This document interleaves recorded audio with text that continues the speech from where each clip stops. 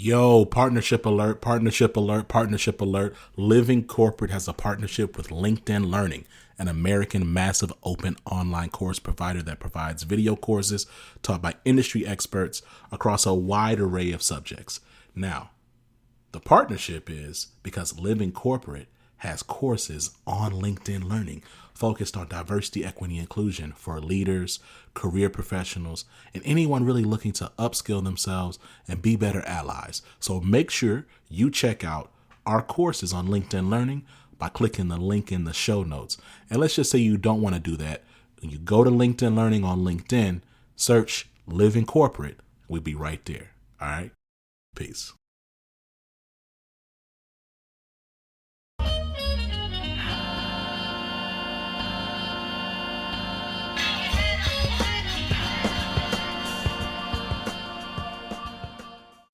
What's up, y'all? It's Zach with Living Corporate. Look, I hope that your Labor Day break or weekend found you well. Hopefully you were to take some time away from work. And it was interesting. A colleague of mine reminded me that rest is resistance. You know, rest is the means by which we push back against these systems that really just look for us to be cogs in a machine, to be producers of something. Right? To just work. It's really part of like this exploitative system that we have here. Capitalism, especially late stage capitalism. Like we're not, we continue to work harder and get fewer returns on that labor. And so, again, I want to shout out my colleague. I'm not going to say them by name because I didn't tell them I was going to shout them out, and I don't want them to feel put on the spot. But they know who they are. Thank you very much for reminding me that rest is resistance. I hope that everyone was able to find some rest. And if you haven't found rest, then to still seek and find that, right? Like take the time off from your job, take your PTO, take your vacation, take your sick days, whatever the case is. The work will never go away, right? And it's also easy to think that this Labor Day break was enough for you and that you really aren't allowed to take more time off. That's not really true, right? Like this concept that we have to earn rest, that we have to work ourselves to a point of exhaustion or burnout to take a break is also toxic and not sustainable. It's actually a function of white supremacy culture. Again, like this idea that we just should produce is not healthy at all. It is exploitative at its core. Anyway, all that being said, I'm really excited about the conversation we had today with Y-Vonne Hutchinson.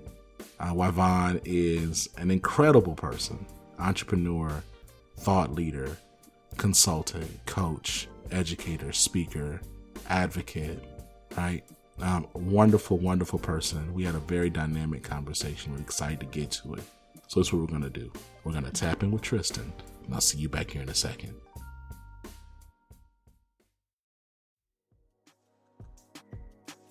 What's going on, Living Corporate? It's Tristan, and I want to thank you for tapping back in with me as I provide some tips and advice for professionals. Today, I want to discuss 4 things you should take off your resume. There's tons of information out there about resumes and what should or shouldn't be on them. It can get quite confusing.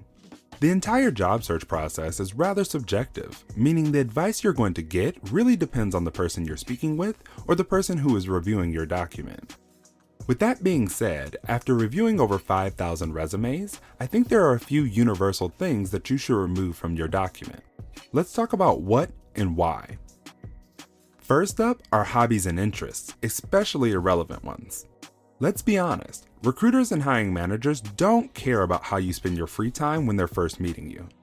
They have tons of resumes to review and they just want to find the candidate that best fits the requirements. Also, think about it.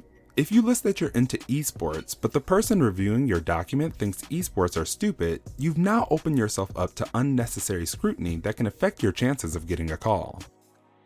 Next is too many soft skills.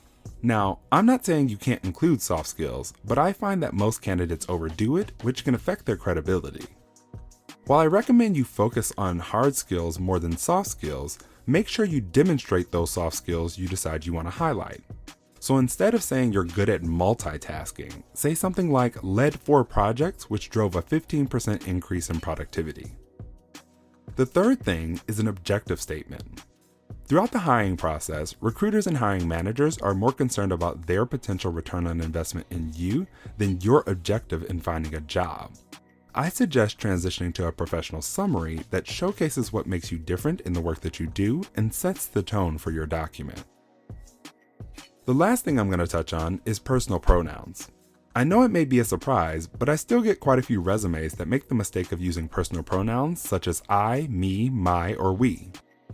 Resumes are written in the first person without personal pronouns because everyone already knows it's your resume, so it's already implied that everything in the document is about you. I hope these fairly universal recommendations on what to remove from your resume can help you build an overall stronger document. This tip was brought to you by Tristan of Layfield Resume Consulting. Check us out on Instagram, Twitter, and Facebook at Layfield Resume, or connect with me, Tristan Layfield, on LinkedIn.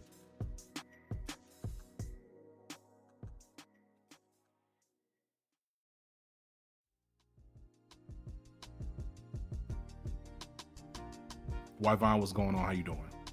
I'm okay. How are you? I'm okay. I'm all right. You know, I realize like that's a super loaded question. Like I've been asking people that past 18 months is wild out here. But look, now I feel like, you know, a lot of stuff is going on. You know, I'd love to learn just what you've been focused on. You know, not just as the CEO and founder of ReadySet, this hot up and coming, you know what I'm saying? you know, incredible venture raising millions of dollars. Like, but also like Y-Vonne as the individual, you know what I mean? Just, you know, let's start there.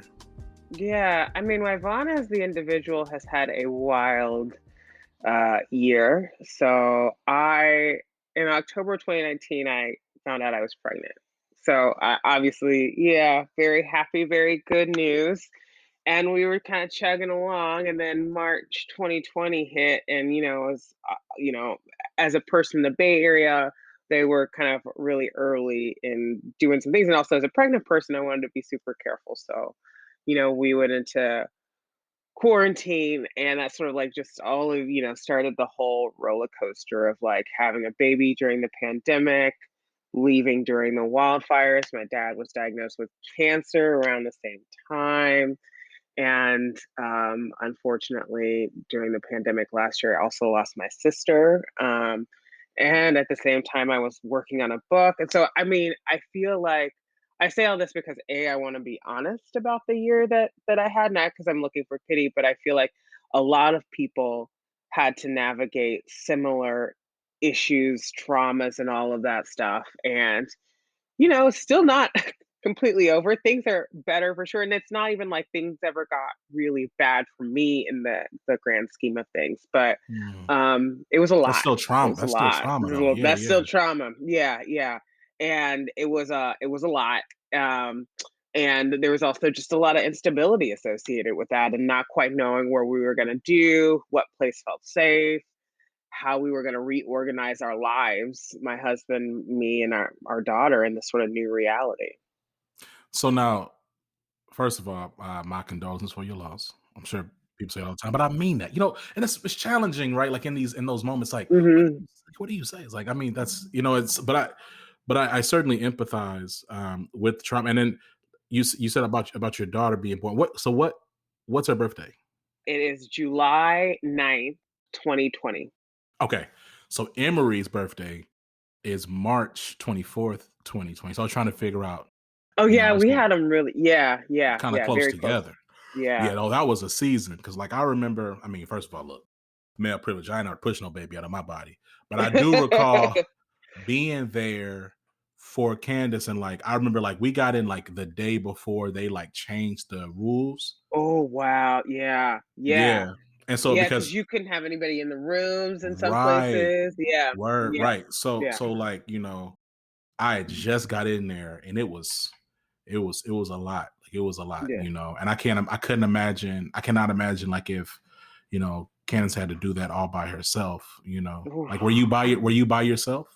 No, my husband was able to be with me. We got one Oh, person. We had a husband there, and then I had a doula on the phone. Because also, like, I was really scared as a Black woman, knowing what the maternal mortality rates are for us. I was like, right. oh, so it's COVID, the maternal mortality rate's bad to begin with. Like, Right. I have to be a very good advocate and I need a team. You know Right. what I mean? So I had like a black doula, a black OBGYN, and I was Mm, really, really nervous right. about how I would be seen in that healthcare context if it was just me advocating for myself. Yo, when I tell you, I almost had to like. So look, I'm a big dude. Is your husband a large man? He is a large man. Yes, yes, he is. Okay, so I'm sure like if he listens to this, right, he plays it back, like he's gonna say, you know, for black folks in general, right, irrespective of gender or represent like identity or whatever, we don't really want to just show our ass like outside, because Right, it's right. just whatever. And so Hmm. but I'm also gonna speak as a black man who happens to be like a big dude, like I'm 6'2". I'm Yeah, like I'm a big dude, right? So it's like yeah. I really try not to like show out in public because come on. Well, see, my husband's a white passing Latino, so I was like, "You show all of your ass in the room, like you show Oh, okay. out. You say what I can't say Oh, because I if I see. say it, Okay, I'm my gonna get bad. penalized." Yeah, no, 100%. but Okay, you know what I'm saying? I got it. So, and I shouldn't have. I did not clarify that. So my bad. So your husband's white passing. Okay, yeah, he should definitely show out. My bad. Um. Show Uh. My bad. I show was out trying to all make the a way. relation, but it's cool. Yeah. I'm gonna still say, for me, I'm like, I try not to do because I'm trying to like survive in this much. So anyway, Yeah, but but I had that's to really real. show out. I had to show out though because my Really? wife. So this is what happened. My wife shows. We go to the emergency room, and she's now we didn't notice at the time, but she was like really further along in her labor, but like everybody was kind of like Oh, walking by her, like she not even whoa. pregnant, right? So I'm over here like, hey yo, like I raised my voice. I was like, y'all need to get a wheelchair right now. This da da da, and like some nurse, everybody stopped, doctor, everybody, and they looked at her like, oh, she's pregnant. I was like, she's not. Yes, she's in labor right now. So they get her back there, Wow. right? So I had to like, because had I not been, who's to say what they were trying to put us in this long line? I was like, come on, Mm-mm, there has, mm-mm. come on, like, no, there's a Yeah, human being in her trying to come yeah, out of here. So yeah. they go back there and they measure, like, oh, you're 8 centimeters dilated, right, right. So I'm over here like, and she wasn't. Candace is a superhero, so she wasn't even like, you know, whatever. She wasn't. Yeah. She was very calm. And so for me, like, and so we didn't know, we had no idea that she was that far along. But my point Mhm. is like, even just like the lack of, engagement to get Attention. attention, Yeah, right? yeah, And so anyway, I just really I empathize with that. yeah. It's interesting, right? You talk about loss, like your personal loss. What are your thoughts about like how everyone's framing, and I'm gonna say everybody because everybody's doing it, Okay. framing this whole like they're framing the need to focus around DEI around trauma, around the loss and murder of George Floyd. Like, what does that do to you? Like, just in all of who you are. Like, when you hear people say, "Well, since the events of last summer, and then Yeah, what folks like to say, everything going on." That's like the yeah, key. yeah. Like, talk to me about like how do you read, like how do you process that, and like what are your thoughts in those moments? Well, so I think in part, I think there's some real validity to centering trauma, and I wanna be careful because there are different kinds of trauma. I think what's probably irking you is the centering of white trauma under the guise of like it's like black pain being a trigger for white trauma, right? Black trauma being used for white awakening. I think that's problematic. But I think that there is something very real about the fact that we as a society over the past 18 to 24 months have been going through a collective trauma. Now, that's not to say that there aren't other historical traumas that have been exacerbated and are continuing, or contributing to this collective trauma. But I think we would be remiss, and I really actually worry about what happens when we fail to acknowledge and gloss over the extent to which we have all been collectively traumatized. That is why I talk so openly about my sister's death. That is why, I talk so openly about what it was like to like give birth and be bedridden during this time, because none of us should have had to live the way that we've had to live and survive what we had to survive, but we did. And we need DEI just for that. Right? So let's hold that. But then I think there is a risk when people say, hey, I was vicariously traumatized by watching George Floyd, and now I realize how bad racism really is, and I'm galvanized to do the work.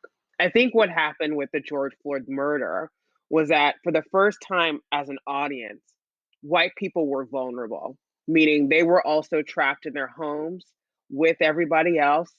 Their privilege, while resulting in lower rates of COVID in their communities, did not fully protect them from communities. And we were all living in fear, and we all had the unknown. So we were all vulnerable in the way we never had before. And then we were a collective audience, right? Locked in our homes, refreshing Twitter and seeing this murder over and over again. So I feel like white people as an audience were in a place that they haven't been in a long time, not since like the 1960s when they're watching riots on the TV screen. Do I feel like white people as an audience were united in the pain that they were witnessing and having the catharsis associated with that.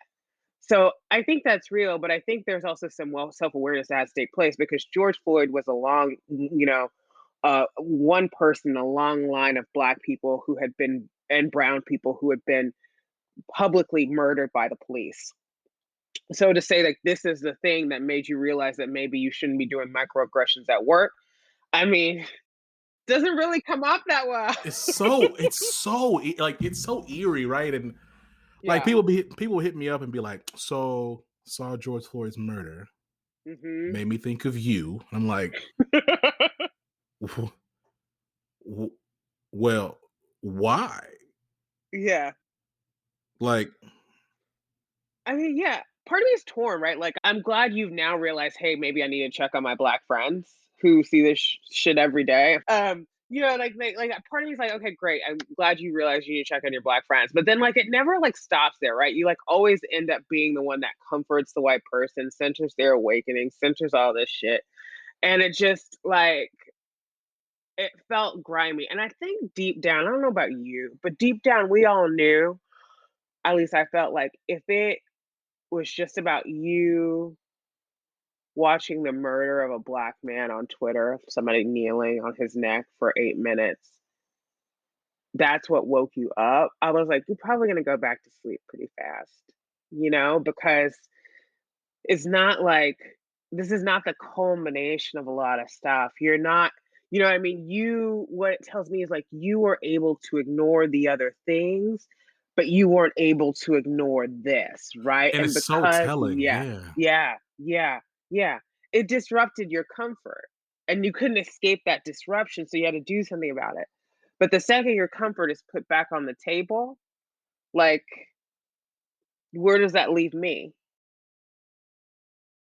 I think like, and I don't know if I've shared this before, but like I was on a, it was right after George Floyd was murdered, like right after the Mhm. video went out, and there was this white woman who hit me up, and she was like, "Hope everything's okay. I can't imagine how you feel." I was like, oh, why can't you imagine how I feel? He's a human being. You're a human being. Mhm. But then two, it's like, this long, just very like mealy mouthed text message, very awkward. And what Mhm. made it more awkward was this person was a former supervisor on a project I was on, and she had harmed me. She was racist, Ooh. right? And so I prayed about like, I prayed about like what to do, like in that moment, Mhm. right? And so I decided in that moment to not respond because Yeah. like she's not worth my labor, nor is she worth my like raw Yeah. response. Like that's a precious thing. Like Yeah. Right. raw emotion is important. Right. It has a certain value.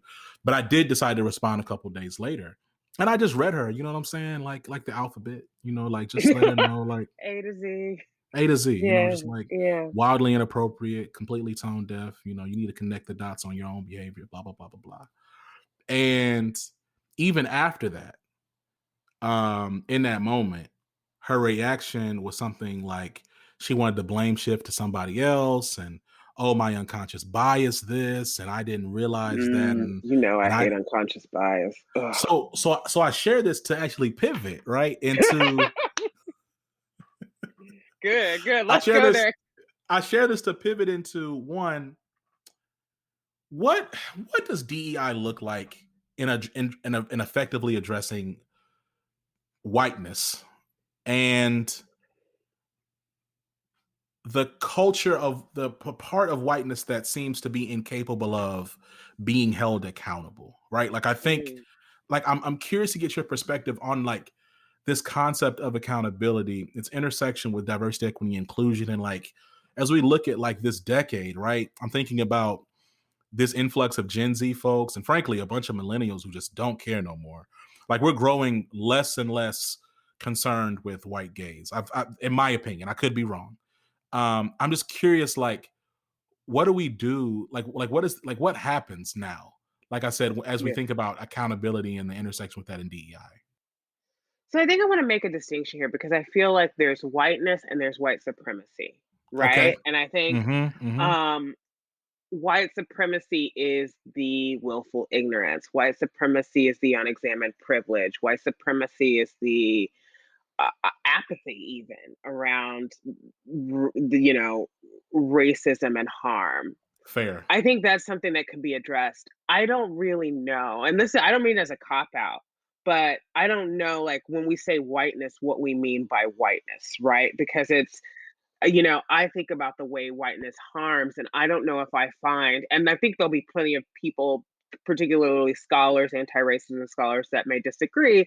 The concept, like, whiteness, I guess, is harmful in that it's oppositional to blackness, and as such is meant to be at the top of a racial hierarchy.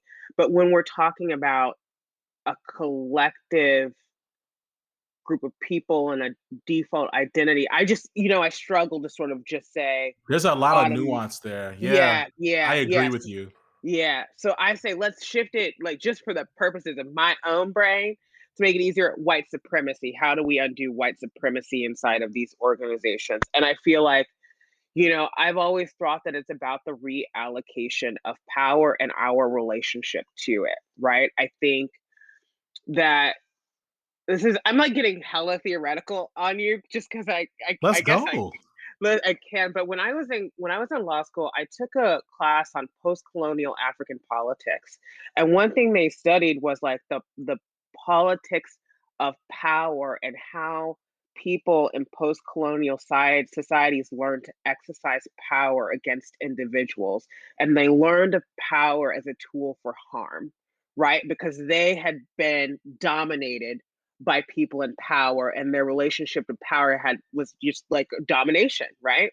And so they replicated that. So if you look at like the ethnic conflicts, if you look at, like, there's a whole thing of African constitutional law. I'm not going to do that, but like if you look at some of the conflicts in Africa and how, the way that some of these dynamics have played out, and Africa is a broad term, right? So I'm going to acknowledge it's the most diverse continent on the planet. But if you look at how things have played out in some of these post-colonial countries, you see the people who've been oppressed do the oppressing because that's the relationship to power they know. And so when I think about how do we undo white supremacy, I think first of all, we have to reconfigure how we think of power inside of institutions. If I just go up to be CEO or on the board so I can do what so and so does on the board, then I'm still replicating a white supremacist structure, regardless of whether or not the body I inhabit happens to be Black. But, at the same time, like, we still need more Black bodies, more Black people, more people of all not all non-white backgrounds in these positions of power, right? So I think it's a reallocation of power to a broader set of individuals, and then a collective reimagination of what that power is actually supposed to do and how we act when we hold it. So that feels like No. This is good. Okay, so it's interesting. Let me double click on that part because it sounds that last part because I want to make sure I get like, and if you clarify, like, but I want to make sure I can understand. It sounds like you're talking about reallocating power and reimagining how power is used, but not yeah. necessarily dismantling the systems and how we and where power is held. Would you say that's I mean, true? No, I don't think it's an either or. I think It's in both. reimagining the system, you kind of dismantle the system because you have to deal with with the old system to Right. have the new system, Right. right? Right. So yeah, I don't think it's an either or. And I want to be like I think that we're sitting in the theoretical, and I'm happy to stay here for a little bit, but I also want to move to the tactical because I think that Same. you know what I mean, for me to be like, oh, we just gotta like reimagine our relationship to power, you know, There creep be over. It's something good, like, but there be something good though when you in your bag. You know what I mean? That's hey, they be making money out here doing that, just talking in yeah, theoretical frames. You know, get a Twitter yeah, but verified we sticker and actually all have that. to, yeah, we got to talk about like what that actually means and like how we actually do that. But yeah, so I just want to say that. But go ahead, what were you gonna say? No, no, no. So I think that's again like a just a good segue into like there is an attitude around like, and I think like it's just around scarcity mindset, which Yeah. a lot of folks now, and I am also not a scholar. I got some PhD folks who would say, you know, that idea of scarcity is tied to the patriarchy, just tied to white supremacy. It's like this zero sum game of, well, if when you say reallocation of power, you must mean, you know, let's kick out all the white executives. Let's put Yeah. some let's put some black folks in there, some black women in there, some trans, non-binary folks in there, some Latinx folks in there. Let's displace these people who have historically held these positions of power. Like, you know, what is your response to like to that retort or to that fragility, frankly, of or indefensiveness, or even when people say, well, what is it, you're trying to take something from me? Mhm. Mhm. Now my I mean, response that's is, yeah, I am, but but yeah. I mean, like, there's that saying, like, "To people in power, equality looks like oppression," or whatever, because it means I think, like, you know, to some extent it's true, right? You're gonna lose the privilege of being able to skate into a board seat, ideally. ideally, Ideally, you gonna maybe, you know, maybe of the like, maybe less than 41% of white students at Harvard will actually have earned their place there. You know what I mean? Like, I guess mhm, it's more than because, like right now there does need to be a shift when we think about and I'm not saying that it's all a zero sum game. There are some things that I think are resources that are much more infinite than we imagine, right? When we think about where's there space for more entrepreneurship, and I don't want to be like capitalism will save us, but you know, we actually live in a very monopolistic society where a lot of sectors have been consolidated and things like innovation, entrepreneurship, and everything on the decline, right? So when we look at what does it look like to have local community driven entrepreneurship, what does it look like to like have more people that work for themselves, or you know what I mean? Like that to me is an infinite is a resource that's less finite than we think. When we think about all the capital floating around here, again, I don't default to capitalism, but I know that there's a lot of rich people that keep asking, like, oh, I don't even know where I'd put my money. I have so much money, right? Like they yo, probably show me where should. they are at so they can, because Oh, living corporate got stuff bills to pay. All right, well, you know, I don't know if you want their money, but hey, but you know what it's I been the mean? same. Always comes with strings attached. But like, but I actually Mm. think that's a point. It's like, what does it look like to disrupt this system where you have so many like billionaires and millionaires making these decisions both within their sphere of corporate influence and within like the public and philanthropic sector about where capital goes and who gets what? Like, what does it mean to more equitably distribute money and not have it keep accumulating with these few select people? I think that's a more infinite resource. Not that money's infinite, but you know. So I think it's like I think it's both and. I think yeah, some people are going to have to like not have as much privilege because some of that privilege is rooted in domination and exclusion.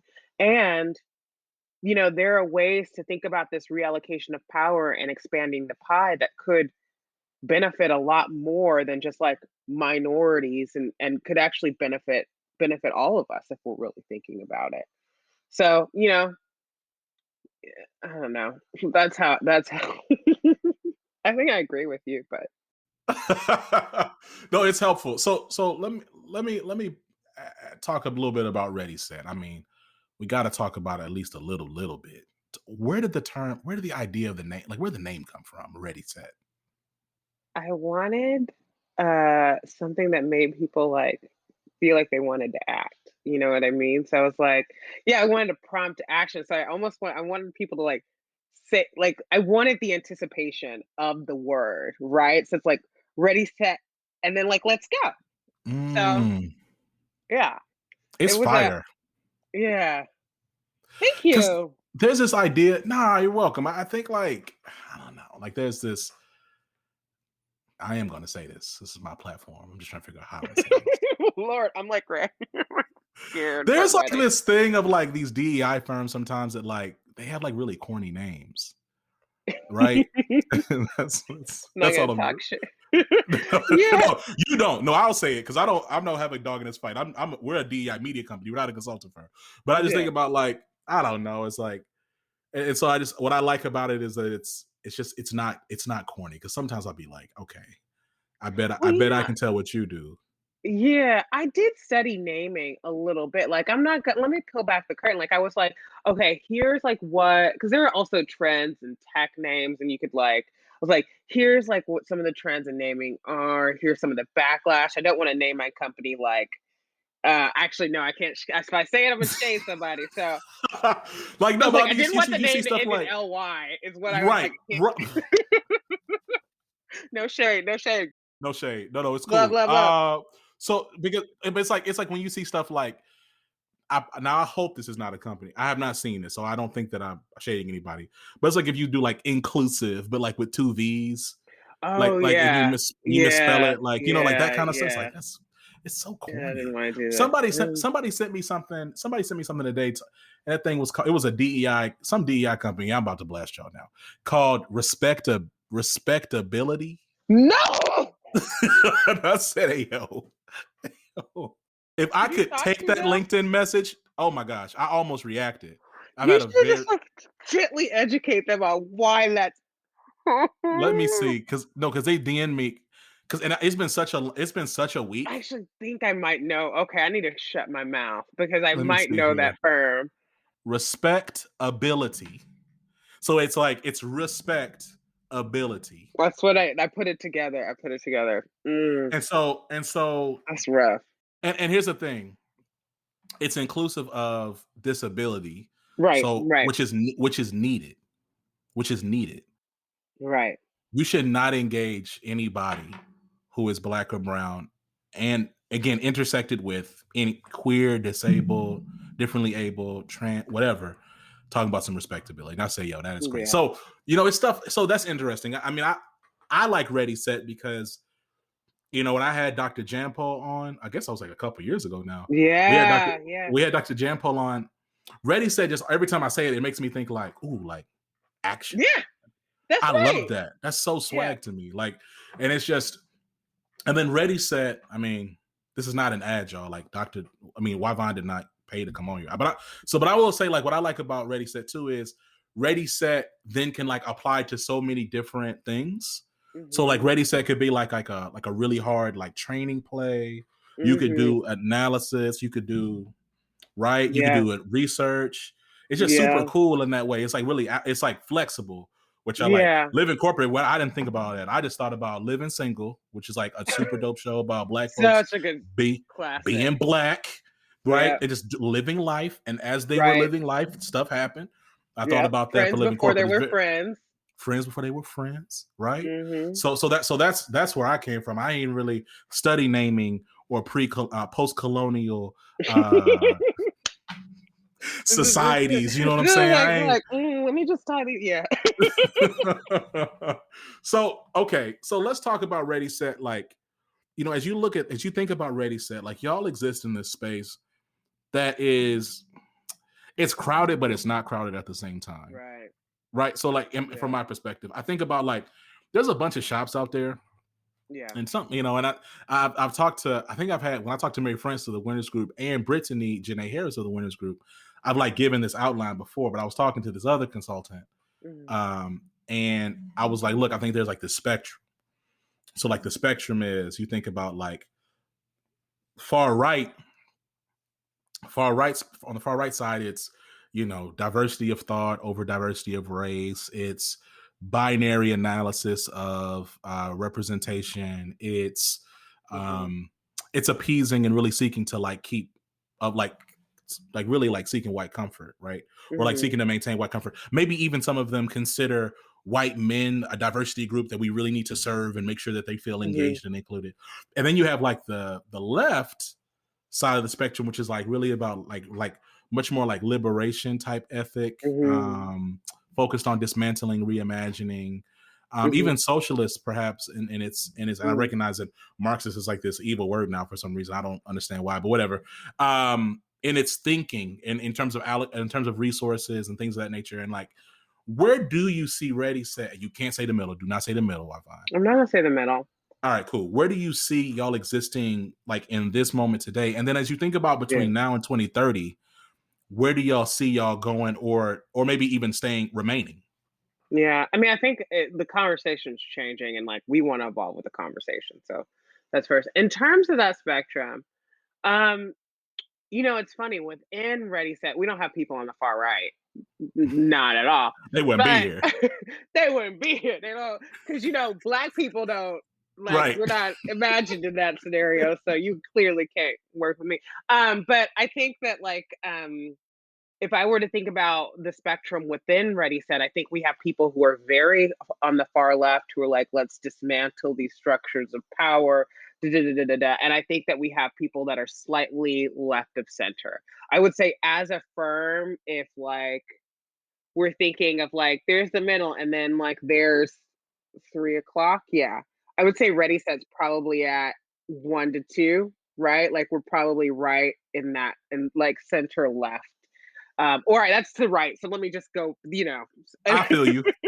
you know what I'm saying? So we like kind of cut across, but I definitely think we lean a little bit more to the left. I think that what we try to do that we say we center evidence, and I think in this way it's really important that what the data tells us and what the evidence says is what we follow. And I strongly believe that when you do the research and you dig in, you're going to be pointed towards that leftist direction, right? Because like when we think about academically how people work, how these organizations have been constructed, the historical legacy of slavery and, you know, white supremacy in terms of how we structure our corporations and our companies, if we want to undo the harm that has been done and where there's just deep historical roots, like you just gotta go in that direction. You know what I mean? Like I can't have a conversation with you about how to have your workplace be more equitable if we're not talking about anti-racism. I can't do it. There's literally no way, Right. and I can't have a conversation with you about gender if I'm not talking about non-binary, non-cis people, right? Like I can't do it. That is not the work. That is I get really um impassioned about it because I actually think it's intellectually dishonest. Like when it is something that ignores what the research says and privileges comfort, understanding the research itself is also biased, but privileges comfort over facts. And if you work in the Mm. realm of facts and history, then you have to understand that these are topics that you have to engage, and you're not going to solve the problem. And at bottom, I'm a pragmatist. I'm here to solve problems. You're not going to solve the problem if you don't engage with the right facts in an intellectually honest way.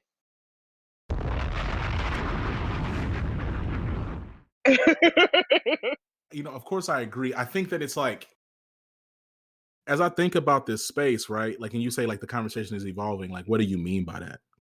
Well, I mean, our expectations from work are really different. And I think that when we think about, like, I think this actually goes back to the beginning of the conversation, the conversation about trauma and mental health.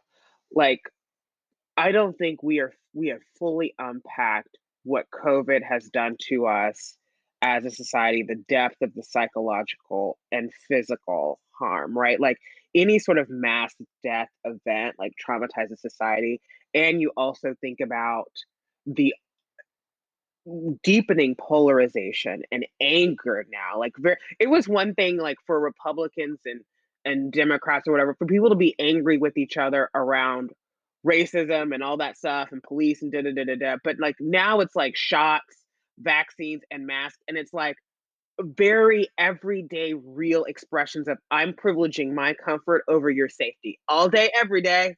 all day, every day. And so like the divide is just deepening and deepening and deepening. And at the same time, we haven't processed all of the death that we've experienced and like how we watched people die. We didn't grieve. We haven't had a collective moment of grief. I didn't get to go to my sister's funeral. I watched it on my iPhone as it cut in and out. I didn't see her body go into the ground. I still haven't visited her grave. There was no catharsis for me. You know what I mean? There was no goodbye. And that story is not, that's not unique to the country. And at the same time, you have these companies that are like, back to work, and like people can't I'm just worried about my daughter going to preschool and coming down with this deadly disease, all the while my governor is, saying don't wear masks and punish you if you wear masks. And the lieutenant governor is saying this epidemic would be over if only all the black people got vaccinated. Bro, when I tell you, first of all, yo, man, this is wild. Like Greg Abbott, bro, you are wilding. You Wild, are wild, and you just are wilding. the dereliction of duty is disturbing. It's disgusting. This is not a political conversation, but just the but look at how animated we are. And that's how the country is. If people are saying you shouldn't be admitted to a hospital if you didn't get the vaccine, they should just let you die. And I've heard people say that, right? Like these Yes. are the dynamics we're bringing into the workplace, as well as like, I never want to go back to like commuting an hour to go into work. I don't want to deal with your microaggressions in the Right. office. You know what I mean? Like, All these studies about how yeah, black and brown folks aren't interested in yeah. returning to work like that. There's just so much stuff we can't return to. Period. Like there's just no going back.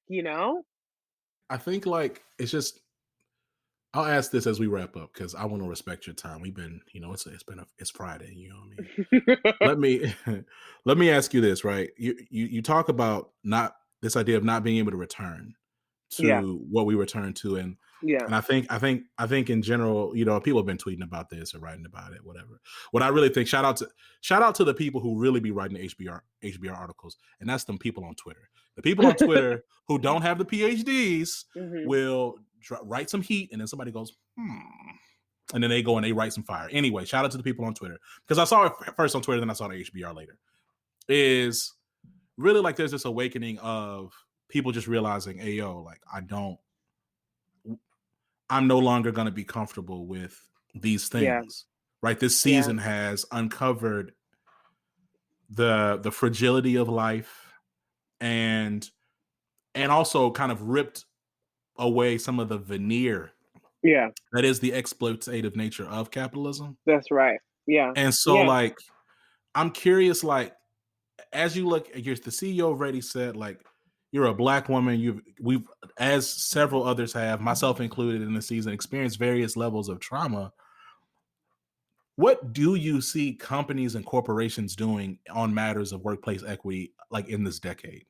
Like, do you have a positive outlook?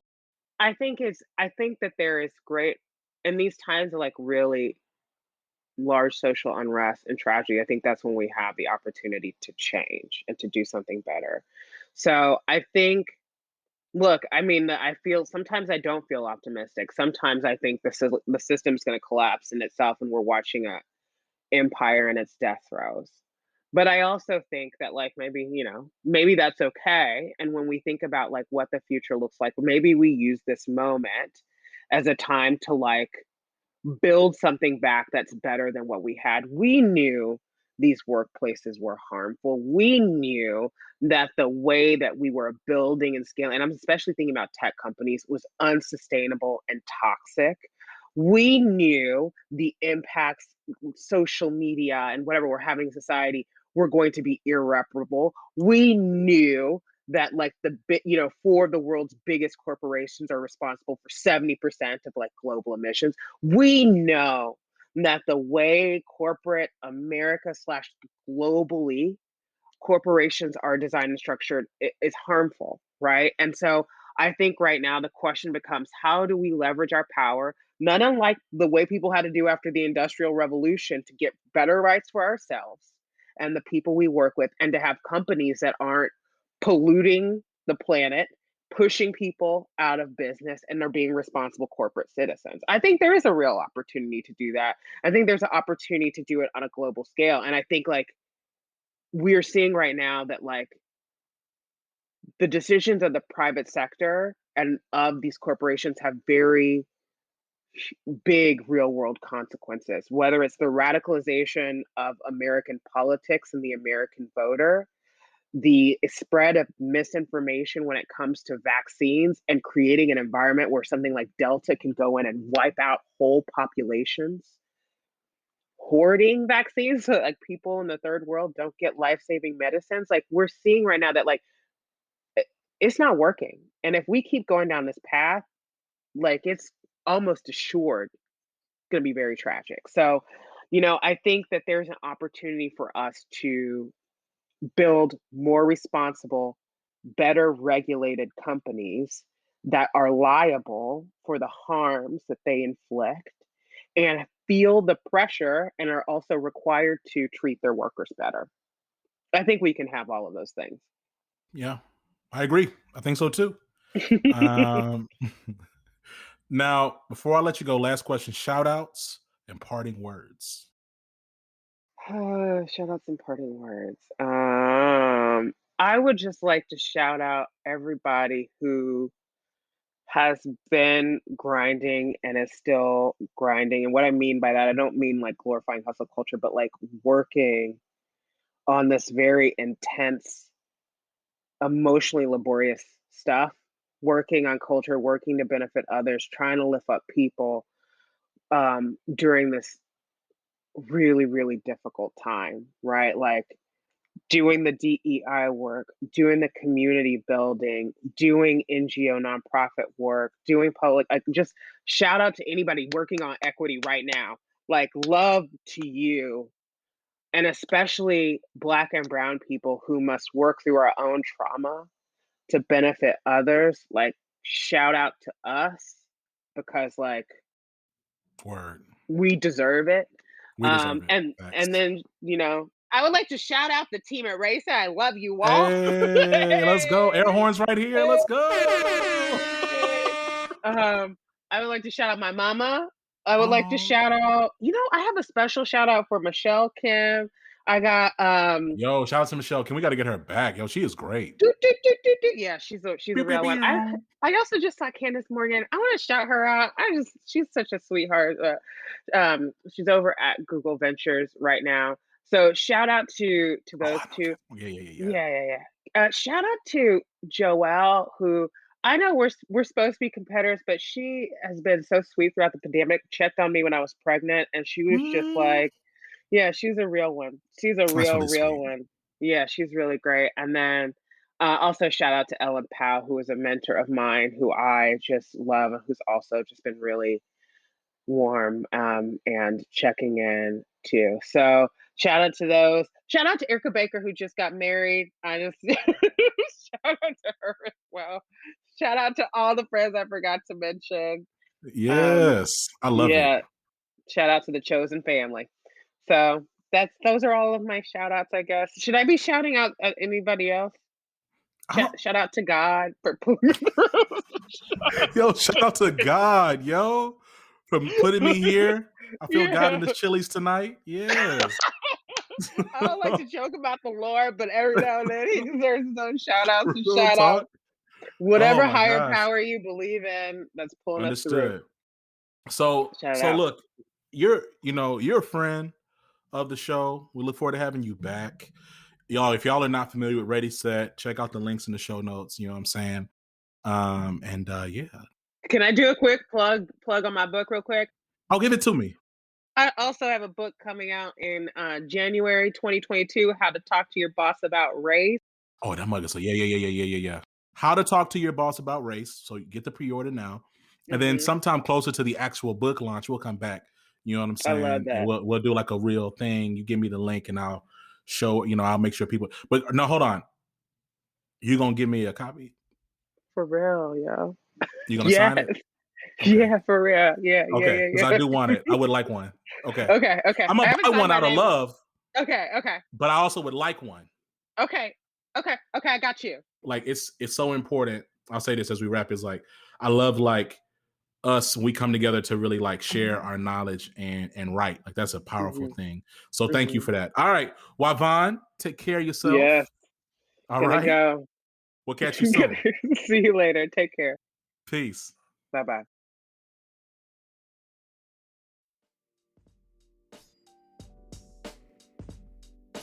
All right, yo, shout out to ReadySet, shout out to Y-Vonne. Thank you so much for all of your labor, all the work that you're doing, the good fight that you're fighting. This labor, y'all, especially around diversity, equity, inclusion, it never stops being exhausting. I think that's a reason that you always see these roles, you know, the people that hold these chief diversity officer roles, oftentimes they burn out, right? Like there's a rotating door every 2 to 3 years. And, you know, I still question just what does it look like to create longevity in these spaces while also creating impact, because true impact in these spaces have to do with really dismantling and imagining new systems.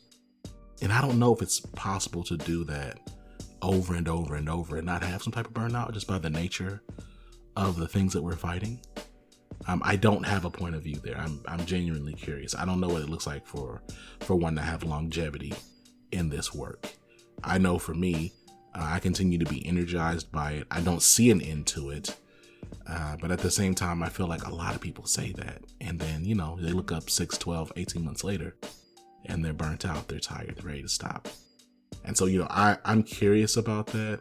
I really appreciate Y-Vonne, her perspective on just like the DEI space and her frankness in talking through like where ReadySet is in this space. So with all that being said, yo, make sure you check out the links in the show notes, learn more about ReadySet, learn more about our LinkedIn learning courses. All right.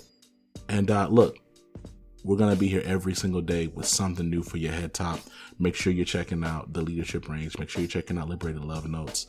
The Break Rooms podcast should be launching here pretty soon. All right, so keep your eyes peeled for that. But we'll have more on that as time goes on. But just know, the rollout is coming. We're very excited about the Break Room in this next season. Excited for the access point. Shout out to Vonda Page with the group chat. And make sure if you haven't already, give us 5 stars on Apple Podcasts, right? So just Living Corporate, you'll scroll to the bottom. It's going to say stars. Just press your little finger 5. Don't do 4, all right? Give us 5, all right? Till next time, this has been Zach. Catch y'all later. Peace.